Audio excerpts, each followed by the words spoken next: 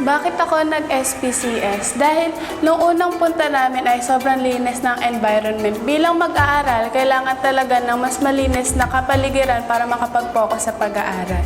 Isa din dito kung paano makitungo yung mga guro at yung mga gumagawa dito sa eskwelahan. Masaya ako sa SPCS dahil sa mga activities, volleyball, basketball, at yung mga pwede naming hobbies at yung mga pakikitungo ng teacher namin ay hindi kami iba.